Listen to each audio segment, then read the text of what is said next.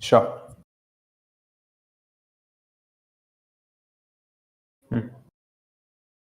You're live. Cool. Hey, folks. Thanks for joining in. It's 9 p.m. It's mostly dinner time, but I'm glad that a lot of you, of 146 of you, joined in. As the name suggests, today we'll be having a freelancing conclave. Now, there's no set agenda for it, and freelancing in itself is a very, very broad term. It could mean video editing, it could mean coding, it could mean an architect who's trying to freelance on the side to earn some money, it could mean a student who's maybe doing art or drawing portraits to make money on the side. It could mean a lot of things, right? Freelancing in general. But today we'll try to answer a couple of questions that you have and also give like a broad framework about how you can go about freelancing if you're in school, if you're in college, or if you're a working professional. A quick introduction about myself. I'm Harish. I'm one of the founders of Bluelearn. Right now, I'm in my fourth year of engineering at Pilani Goa campus. And in terms of freelancing, I started freelancing right from my first year of college. Initially, I did graphic design. I used to make like book covers for a few authors in the US, LA mostly. And then eventually I shifted into building websites in WordPress. And then I moved into coding websites. And then I moved into freelancing the chatbot space. So we made like chatbots for a lot of industries, fertility clinics, hotels, e-commerce sites, and then eventually moved on to like running our own startup. I have experience both as a freelancer because I used to freelance for other clients, and right now I'm on the other side of the table where we at Bluelearn hire a lot of freelancers. We have freelance content writers whom we have hired. We have freelance graphic designers and video editors whom we hire on a regular basis. So I have experience from both the client side and the freelancer side, so I can sort of give you some insights based on my experience. And the agenda for today is going to be really simple. I want you guys to drop questions, right? I want to make this as interactive as possible. And there are two ways of dropping questions. One is in the no mic, and the other one is I'll ask you to raise hand as and when necessary later on during the session.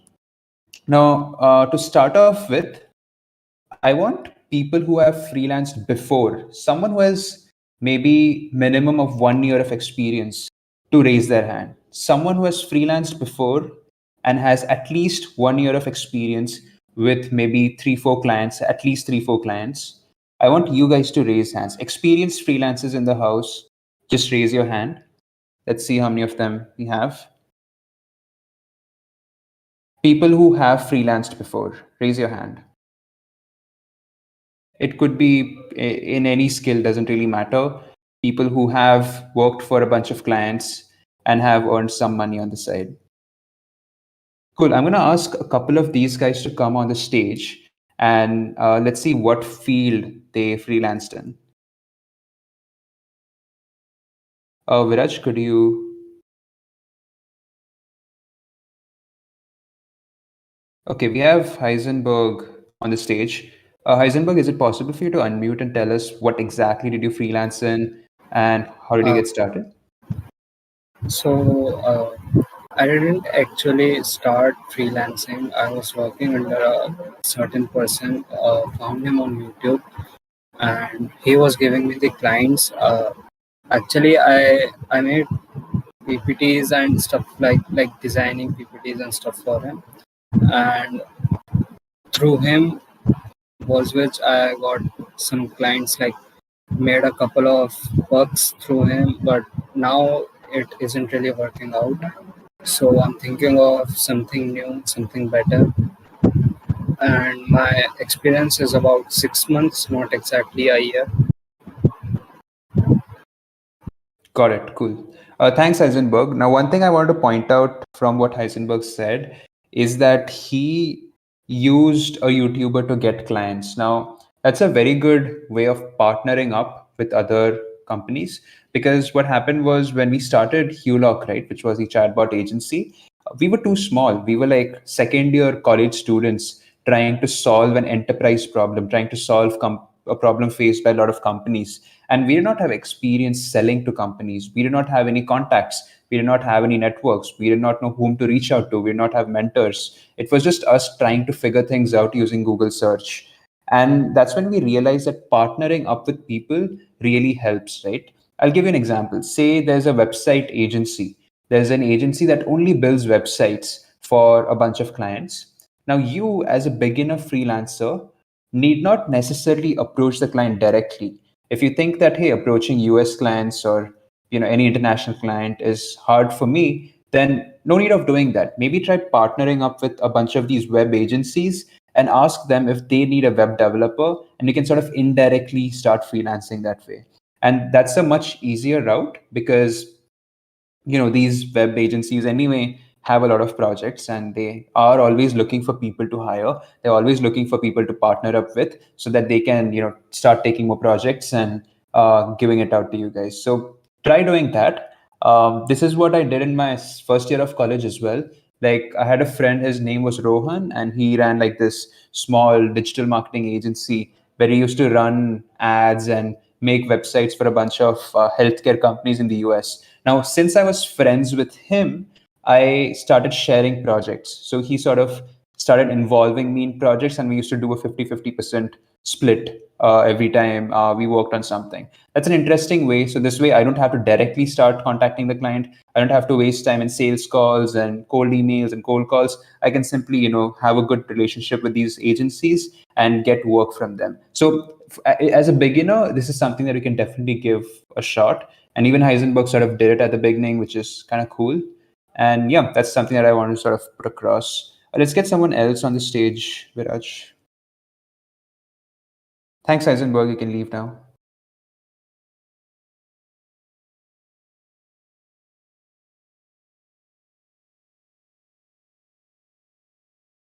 Hey, Hi, Aditya. Hi, Chirag.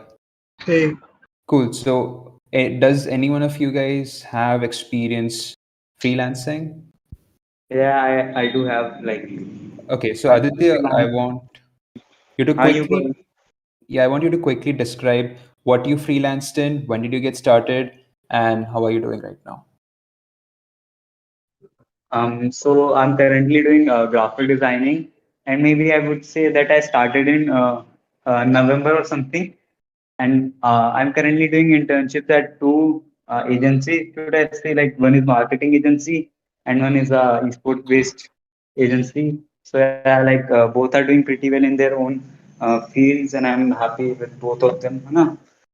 So that's all what I am like currently. Okay, could you Um, elaborate more on what exactly you do in these marketing agencies? And Chirag, could you mute in the meantime? okay, in the marketing agency, first of all, they have their Instagram pages, है ना? I mean, yeah, and then they have the rosters for which I recently made a case study and what do you call it, pitch deck. Yeah, so I've been working on these two things recently, and like Instagram posts are like frequent things for me to do, like a daily basis thing, and then stories and all, and then whenever it's a any festival, I need to make a creative for that as well.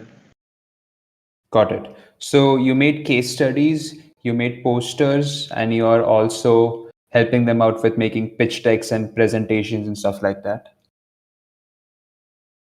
Yeah.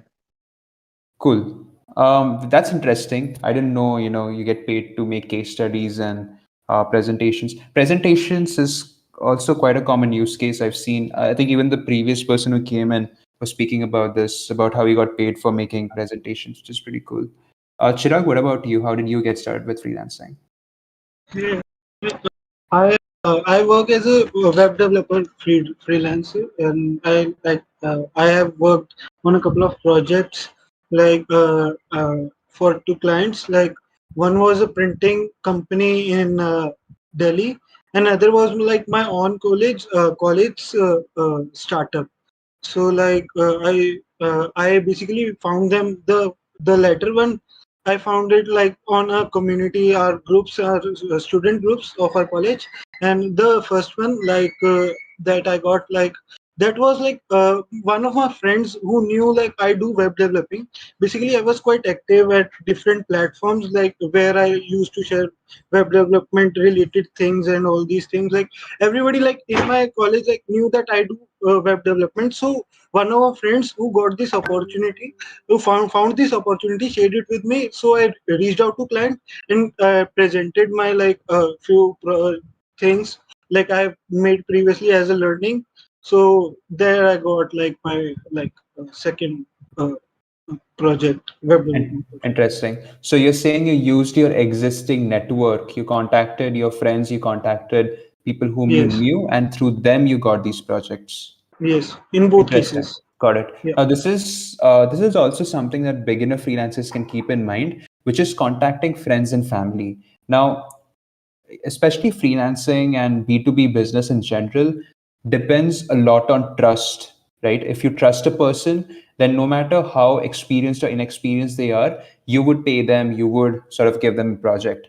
And whom else can you trust more than your friends and family, right?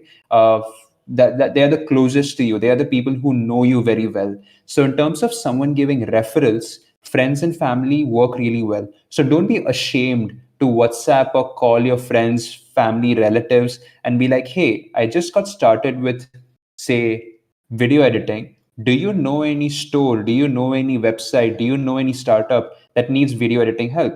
And probably if you call up 10 of your relatives or 10 of your friends and just keep inquiring, there's a high chance that one of your friends might refer your service to one of the businesses that they are aware of, right?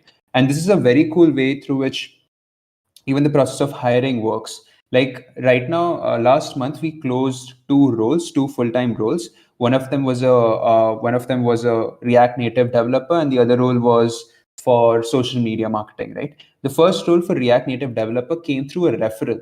So one of my friends said, "Hey, dude, I know this amazing React Native developer, and he's been building cool projects. Do you want to get in touch with him?" And since I trust my friend enough, I got on a call with that dude, and we loved the work that he had done, and we sort of onboarded him as a full-time employee. So that's the way it works, right? I trust my network, and therefore it becomes much easier for me to hire someone because of the trust factor which is built in. So if a stranger approaches me and is like, "Hey, I want to build websites for you," I might not trust that person as much as one of my friends saying, "Hey, I know an amazing web developer, and you should hire him." So try contacting as many people as possible, and build deep relationships with smart people, people who have good networks, and people who are doing something cool in life, right?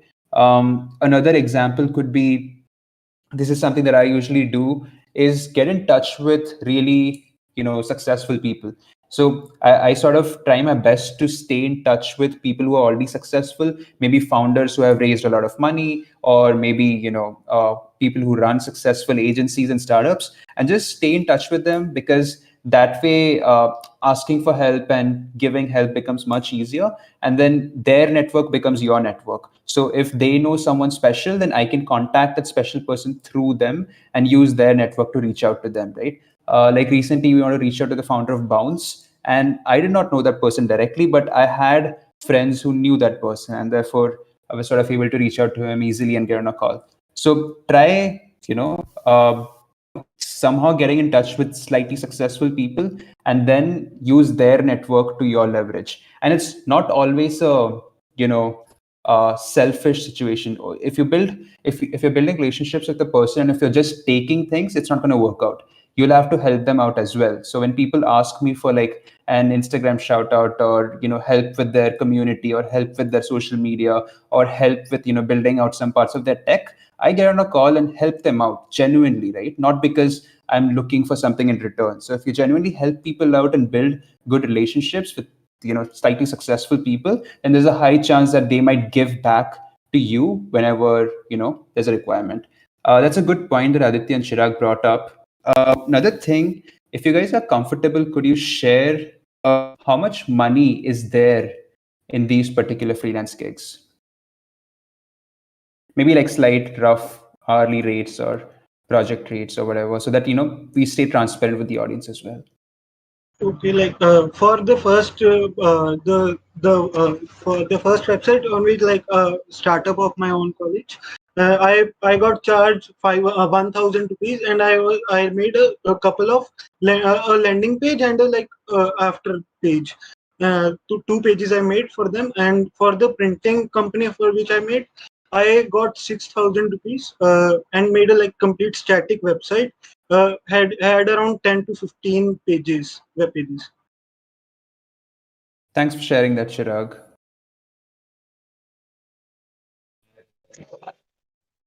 Hello, yeah. Am I audible? Yes.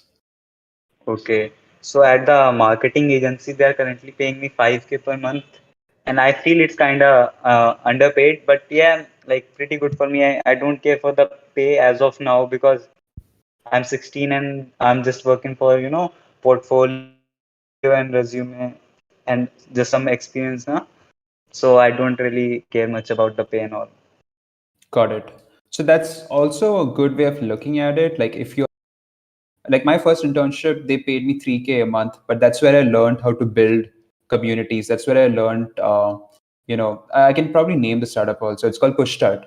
That's where I learned how to make communities, how to run communities, how to, the founder gave me access to his network. So I was able to meet a lot of people. And in fact, I met a person who ended up investing in Bluelearn as well, right, later on, moving. So it's just about if you're someone who's not in desperate need of money, then it's totally fine if you just be part of something cool, right? If you think that smart people are starting something really amazing and that's going to be revolutionary, then just go ahead and be part of it. Even if money is not a huge factor. Maybe moving on, you can obviously start demanding a lot of money. That's not an issue. But then to just get to like set your foot in, it's totally fine if you take a lower pay and things like that. So good point, Aditya and Chirag. Thanks for bringing that up. Okay, the loser. Do you want to sort of tell us what you freelance in and how do you get into it? Yeah, so like first of all, like yeah, it's been quite a while. Like I am freelancing, but yeah, I would like to like tell some things to beginner freelancers that like yeah. So first of all, most of the freelancers do is like beginner freelancers do is like they like there is like digital marketing. Okay, so like there are many people who are into digital marketing. Okay, so like I would like to tell them like yeah, you should like niche down. Okay, so like there are many people doing digital marketing. Okay, so like you have to pick an specific niche. Okay, because like there are quite like there are a lot of people doing digital marketing. Okay, so like if you are doing digital marketing into like marketing into health niche or like crypto or stock markets, so what I do is so like yeah, I have explored a bit like it's been like 2 years.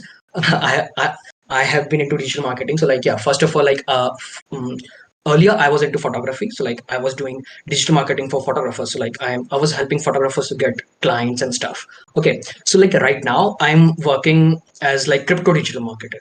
Okay, so like in crypto digital marketers, like if you niche down, okay, so like there is less competition and you get paid as well. Like yeah, very well. It's like yeah, that's what I want to bring it up to new guys like those who are starting. Like yeah, you have to niche down.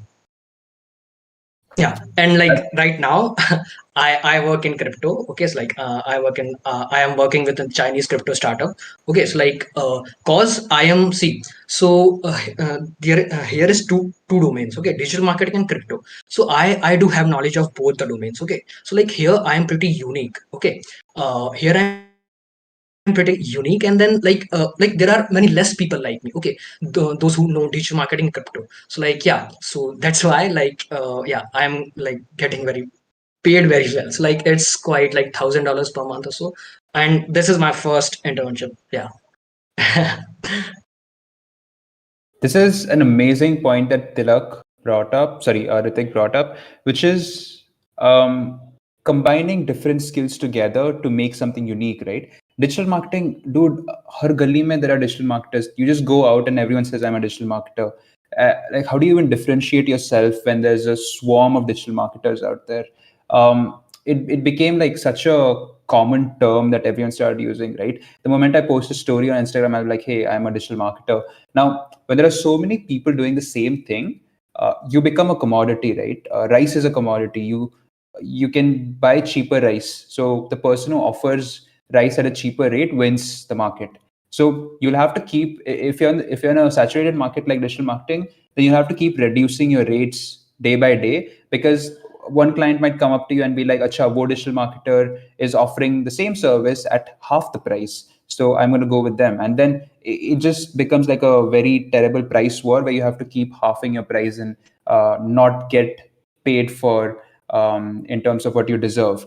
But what Ritik actually did was he combined two skills, right? Cryptocurrency is something that's booming. Cryptocurrency is something that everyone is curious about. Cryptocurrency is something that is like a niche enough topic, and not a lot of people have deep domain expertise in cryptocurrency. It's something new. A lot of people say Bitcoin kharido, but a lot of people don't understand how do you make smart contracts or the underlying part of blockchain and cryptocurrency, right? So what Ritik did was he mastered that part. He understood how things work behind the scenes. He understood how, he went into the depths, studied the entire topic, and became good at it, right? So now he can use his marketing skills plus his domain expertise in crypto skills to sort of work for a crypto startup, right? And that crypto startup would be so happy because now he's not just bringing in marketing knowledge, he's also bringing in crypto knowledge. And once you combine both of these, that's magic, that's golden, that's a rare commodity. And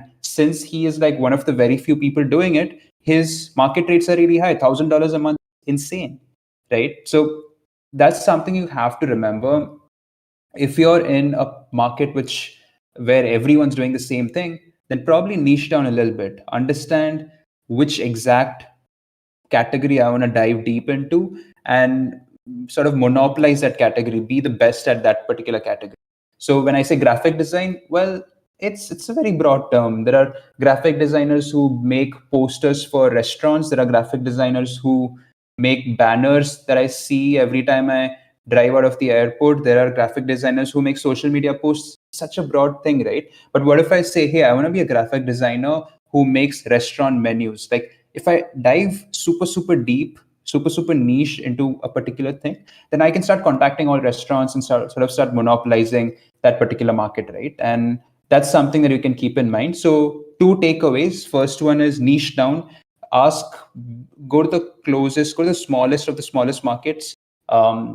Just be very specific about what you want to freelance in. And second one is combine two different skills into one skill set, so that gives more value to the organization or the company that you're working or interning or freelancing for. Thanks, Ritik, for bringing that up. Let's get someone else on the stage. One point like I would also like to contribute is like, Go ahead. yeah, what you have to do is like, yeah, so like if you are doing something, so what you have to do is like, yeah, सबको बता दो, चिल्ला चिल्ला के बताओ कि मैं ये कर रहा हूँ, मैं ये कर रहा हूँ, मैं ये कर रहा हूँ, okay. So like जब भी उस इंसान को, जब भी सामने वाले इंसान को उस चीज की उसकी जरूरत पड़े, तो like उसको याद आना चाहिए कि हाँ भाई ये बंदा इसने मुझे बताया, तो like ये भी एक बहुत इनिशियल पार्ट प्ले करता है, okay. Yeah, so Yeah. So let's just talk about this as well. Personal branding is super important. There's this book called Show Your Work, which says that, the more you talk about things that you're doing, the better it is in terms of the opportunities that you get. So if I'm someone who keeps posting on LinkedIn saying I run a startup, then the chances of investors approaching me increases. If I'm someone who keeps posting on LinkedIn saying, hey, I build websites, and the number of people who want to get websites built from me increases, because that's how it works, right? In today's digital social media age, real identity doesn't matter. Your digital identity is all that matters. People who have high reputation online are the ones who will dominate that particular sector. If I keep giving this example. There's this person called Shreya Patter on LinkedIn, and she keeps posting about content writing, right? And every time she posts about content writing, she gets one client. One person reaches out to her and is like, hey, I run this company and I want maybe brochures written, or I want some social media content written. Every time she posts on LinkedIn, that's because she has some 100,000 followers on LinkedIn, and some way or the other, every time you post, someone thinks that she's the best at content writing and reaches out to her. So building a personal brand is kind of important. If you are really experienced at something, if you're really amazing at something, then don't keep it to yourself. Don't keep it a secret. What's the point of not telling people, right? If you're keeping it a secret, then people would never come to know that you do this and you're good at it. And when the time strikes, then no one's going to reach out to you. So keep talking about what you do. If you're, say, if you're a content writer, then keep talking about content writing to friends. Let all your friends and family and relatives that this is the person who writes content, this is the person who's interested in cryptocurrency, so that one day when someone's like, hey, I want a content, and refer you, and you eventually end up getting that job. So yeah, thanks for bringing that up. And personal branding doesn't really mean making YouTube videos or posting on LinkedIn. It could mean a lot of things: going for meetups, going for conferences, or just talking to smart people and letting them know that this is what you do, right? Even building a network could be considered a personal brand. Even going to parties and talking about what you do could be considered a personal brand. So it's not just online, even offline networking and things like that should work. Just don't be shy of talking about your work.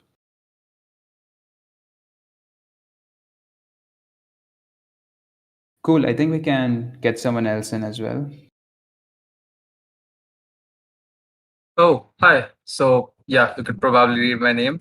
And I'm a high schooler who's a video editor. And because I just knew from the start I couldn't get a job, I started out on intern shala, to be precise.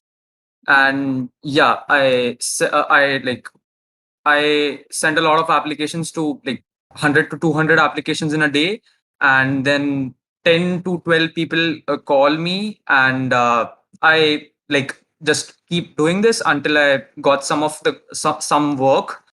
And yeah, I desperately completed them, and at the very end I just asked them for a referral if I can get one. So I did. I'm not very far in my freelancing journey, to be precise. Oops. And when I asked, I just got some of the referrals, and I'm in the middle of it. Yeah.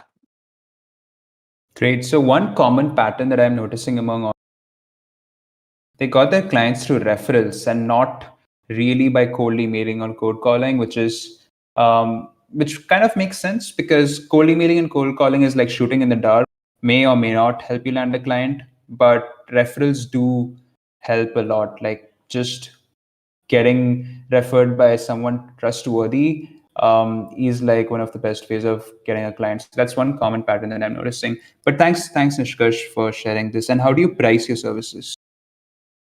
Um, in the very beginning, as low as possible, basically, because I have a lot of skills.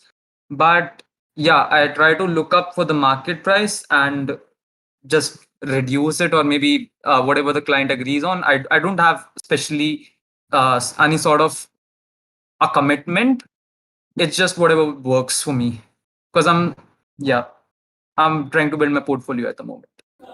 Fair enough. Fair enough. That totally works.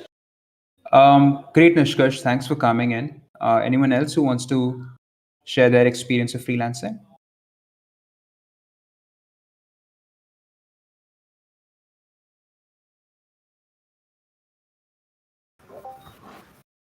Sure. Hi Harish.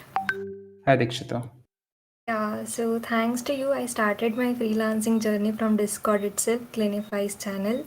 I got my first internship through one of the internship I applied in the internship section.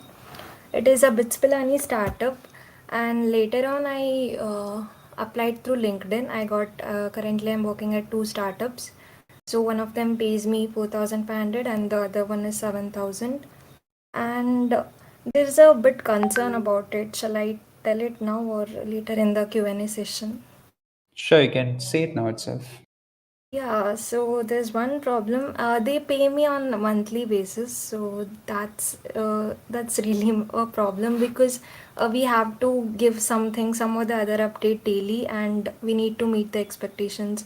Sometimes it becomes difficult, and now shifting to freelancing platform is very difficult because of the competition. So, do you have any suggestions about it or something? So your question is that there's too much work, so you Yeah, don't if we want do it something on monthly, but you want to yeah. do it at your convenience. Is that the question? Yes, yes, yes, yes. And what exactly do you do? Yeah, I do. Sorry, I do graphic designing, especially print design. Got it. So why not just shift to a per project pricing, right? Where you're like, after I deliver this particular thing, I'll get paid this much. I can guarantee you a minimum of like 5 per month, but then you pay me per project basis. And you can also tell them that I'm not really looking for something that's recurring, that's monthly. But since I, may have some time commitments, I can promise you 5 minimum, but beyond that, I'll have to look based on my time commitments. Yeah, thank you. I also applied through angel.co. Once I started showing out my work on Behance and all, I started getting offers. So I've been freelancing from past 6 months. I guess everybody should start showing out their work, because now I get calls from other companies or startups even if I don't apply. Yeah, that's my suggestions to everybody who's starting freelancing. Thank you. That's great. So yeah, Behance is for folks into design, a great way of showing a portfolio, and potential recruiters can even reach out to you through Behance in case they love your work. And also, Dikshita, which Pitsin startup are you interning for? Idle Panda. Oh, got it. Good. Yeah. Thank you. Thanks for coming. Yeah, one more thing, like I would like to tell beginners freelancing is that like most of the beginner freelancers, what they do is like they go on to Fiverr or something. Okay, like there is one website called Fiverr. Okay, so वहाँ क्या होता है कि you place your gig and then clients contact you. Okay, so like the chances are like very low because you are just starting out. Okay, so what you have to do is like you can go on Upwork. So like Upwork पे like same इसका उल्टा होता है. Okay, like client post करता है and then तुमको अपना एक पिच बना करके क्लाइंट को देना पड़ता है एंड देन वहां से तुम्हारे ज्यादा चांसेस बढ़ जाते हैं कि अपवर्क से तुम लाइक अपनी जो बेस्ट पिच है उसको बना के दे सकते हो क्लाइंट को and then he can choose you interview you. Like ये बहुत सही है. लाइक मैंने देखा है बहुत ज्यादा लोग फाइवर यूज करते हैं. तो क्या Harish, it is a good tip. या Sure, yeah. I mean, I would really say that's based off personal experience, because I know a lot of people who benefit more from Fiverr, and I've also heard a few people that get benefited more from Upwork. Maybe it depends gig from the service that you offer. But yeah, thanks for sharing your experience.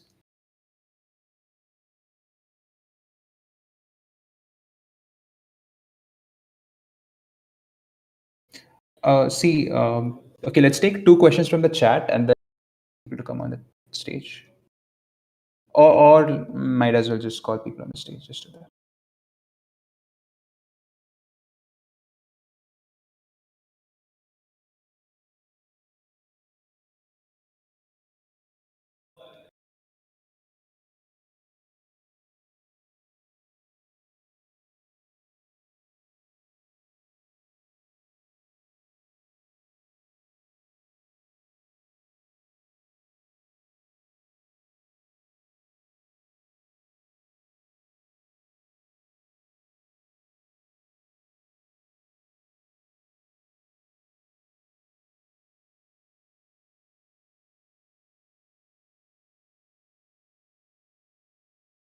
Yeah, am I audible?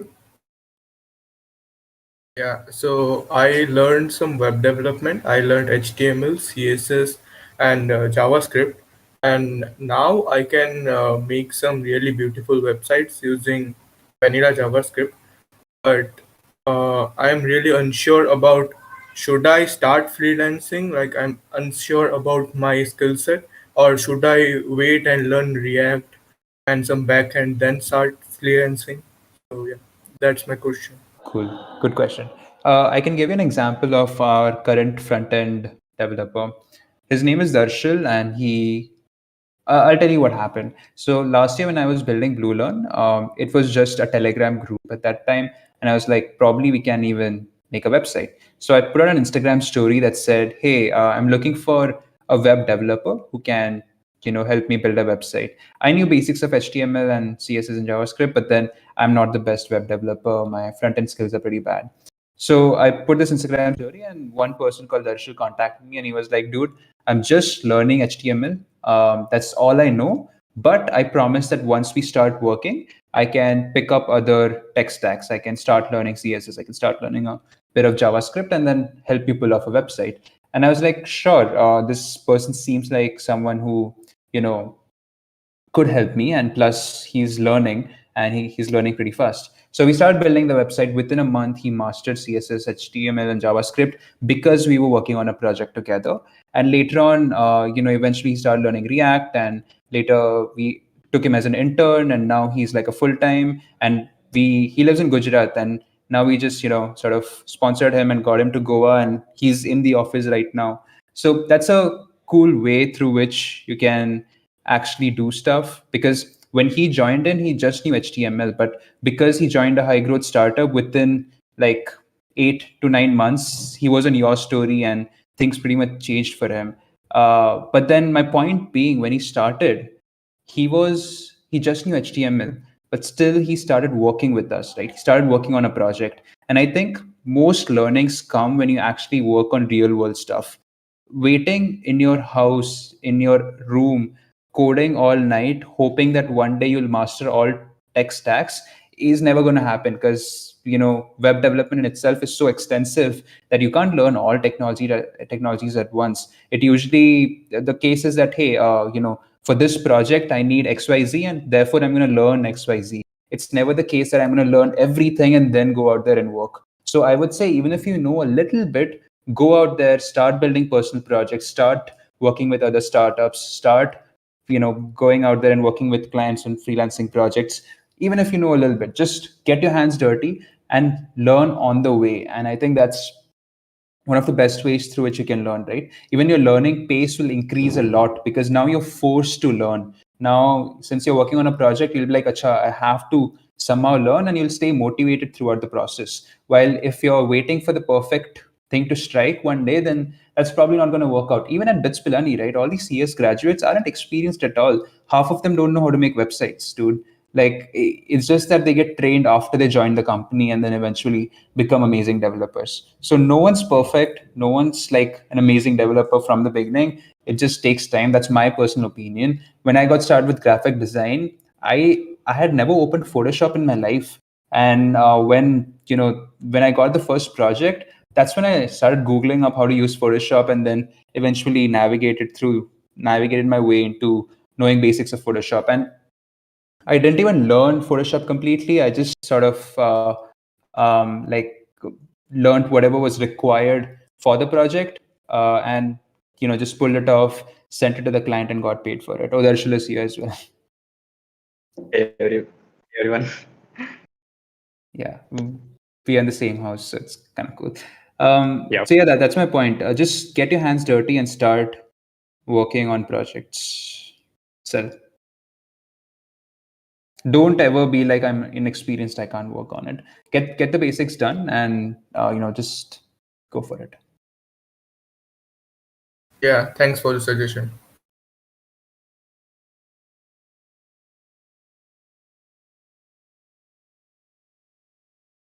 No, just here for listening.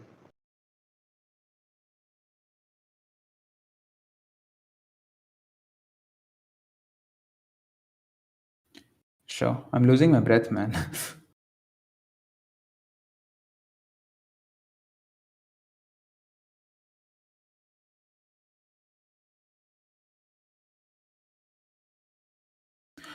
Okay, someone's asking how many social media handles should we optimize as a beginner freelancer. So I think this is a question around building a personal brand. And I would always recommend targeting one social media platform and getting really good at it. In my case, it was YouTube. And then eventually I moved into LinkedIn, and then eventually Instagram is like my third priority. So target one social media platform and get really good at it. A lot of my friends, got popular during the Reels wala hype, and that's how they expanded their network. Like this dude called Dev Rayani, he became like a Reels star, and then eventually through Reels he expanded into YouTube and other platforms. So in terms of building a personal brand, I would say go for the most relevant one, whichever you like, whichever you think you're more comfortable with. Like, I have a friend called Rahul Mathur, who's also an angel investor in Bluelearn, by the way. he's really good at writing, right? He's not the person who would film and put himself in front of a camera and start talking. He's not that kind of person. He might be camera shy as well. Oh, not camera shy, but he's not the person who would make vlogs or YouTube videos. He's the person who writes. He's the person who can write long blogs. He's the person who can write good tweets. He's the person who can write good LinkedIn posts. And therefore he writes. So he does not post videos. He just writes on all these platforms. And then eventually, because of his writings, because he gives so much advice about startups and business, he got popular and sort of built his personal brand. So all his customers, investors, stakeholders, everyone, sort of come to know about him because of his writings, and that's how he built a personal brand around it. So choose whatever platform you're comfortable with and just go ahead. Do you guys want me to share my first freelancing experience, which Go paid me ahead. well? Go ahead. Okay, great, great. So I started last year when my when my school ended, and I hopped on to Facebook pages. I thought Facebook pages were dead for freelancers, but just to try out, I sent like 50 messages to all those people who made a post for a graphic designer or a video editor, and I got lucky, and just one person replied that we are running an agency and we would like to we would like to test you out as a video editor.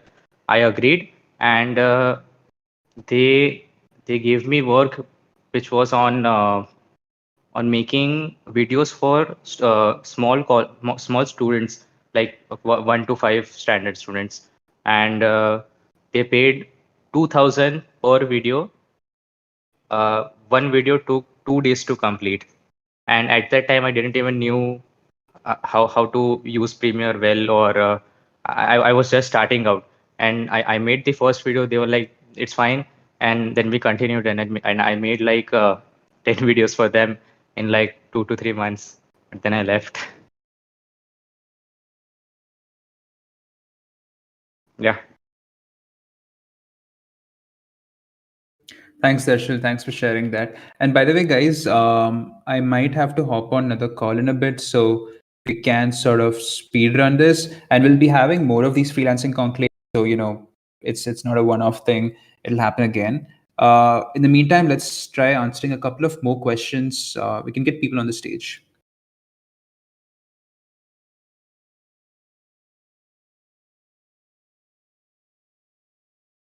Sure, please.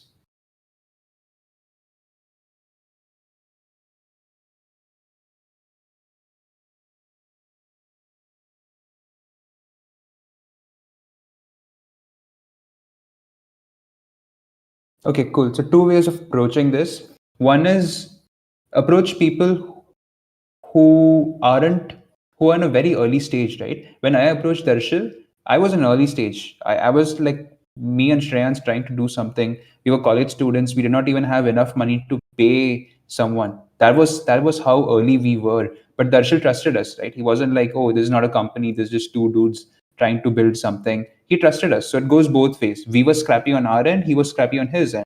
And that's where the match happens, right? So if there are some random people trying to start a company in a college versus if I'm getting a job at Cred, and if I choose a college startup, then it just means that I trust them more, and therefore eventually they'll trust me more, and it just moves on, right? So if you're scrappy, approach the other scrappy people.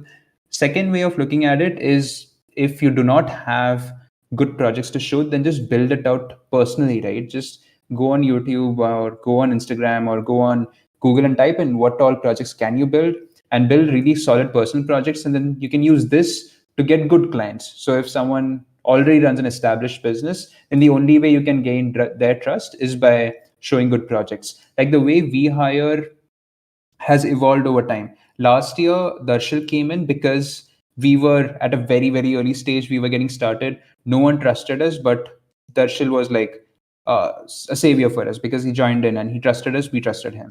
But now, since we are at the growth stage, we would not hire someone who just knows HTML. That would be dumb on our side, because we want someone who's already trained, someone who's already doing well and can hop on the rocket ship. So now when we hired a React Native dev, we looked for experience, we looked for more projects, we looked for how much expertise they have in the coding language, coding practices, and stuff like that. These things come into play later as the company grows, but in the early stages, you can just join in without having a lot of expertise. So that's how you need to keep an eye out for things that might blow up, right?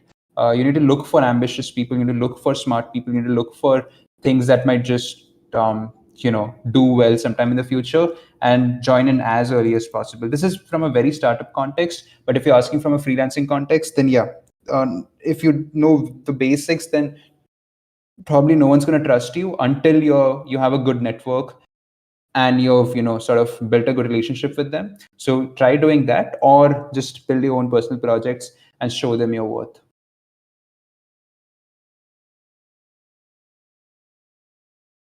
5 minutes.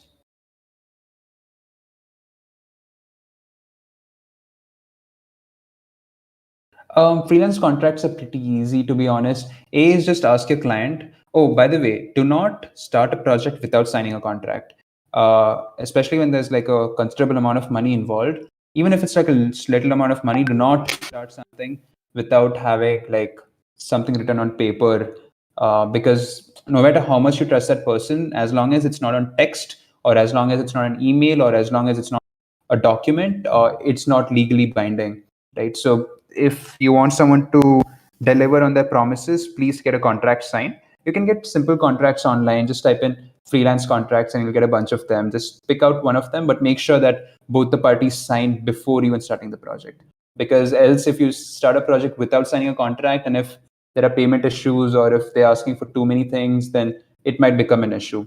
A good way of doing it is like talking about iterations, because what happens is in a lot of creative fields like video editing and graphic design, clients keep asking for changes. So you can have a limit on the number of changes they can request and be like, hey dude, we'll give you 3 free changes, but if you exceed 3, then we're going to charge you $50 for every additional change. That's a clause you can add in a contract. The second clause that you can add is a payment structure. You can be like, hey, I'm going to take a 50% advance, and then I can stagger the rest of the amount like this. Or you can be like, I'm going to take 100% advance and I'm going to stagger the amount like this. Or you can be like, I'm not going to take any advance, but by the end of 1 month, I want this. End of 2 months, I want this. Or you can be like, I'm going to hit these milestones and pay me accordingly. So you can set up the payment structure, just have a mutual agreement between the client, and you should be good to go.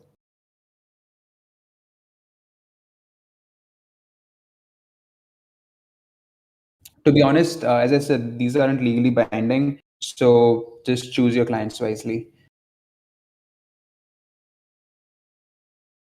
Yeah, sure.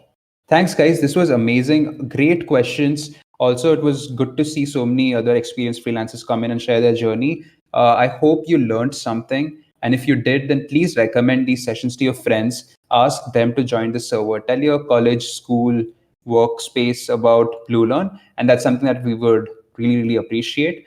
And yeah, keep spreading the word, keep supporting the community.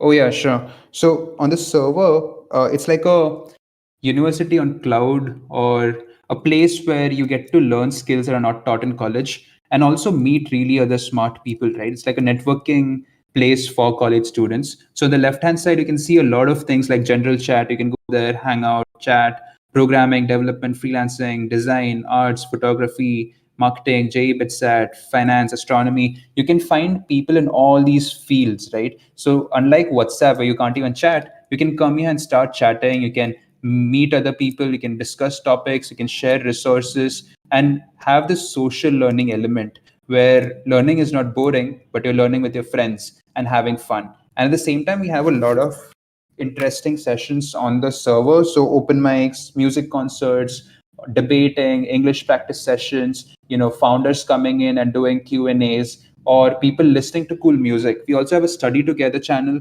So if you're studying and if you want partners with whom you want to study or listen to lo-fi music, you can come to study together and join in. Even I join in sometimes. It's super fun. So next time you're studying and you want to focus, come here and join the study together voice channel. There are also coding voice channels, finance voice channels, and freelance talks. So if you guys want to have a chat after this session, you can join freelance talks, and you'll find other people who are also ready to talk about freelancing, right? So it's just this very cool place to learn, network, and have fun. So I would recommend you guys to start joining freelance talks, meet other people, talk to them, introduce yourself, and maybe you can find your next co-founder, or you can maybe find your next client right there. So there's this freelance talk VC. I request all of you guys to hop there and have a chat. Just scroll up and you'll be able to see something called freelance talks. Join in, and you can network with other folks there. You can ask your questions also there. Yeah, please head on to freelance talks and let's see you guys there. Unmute and talk over there.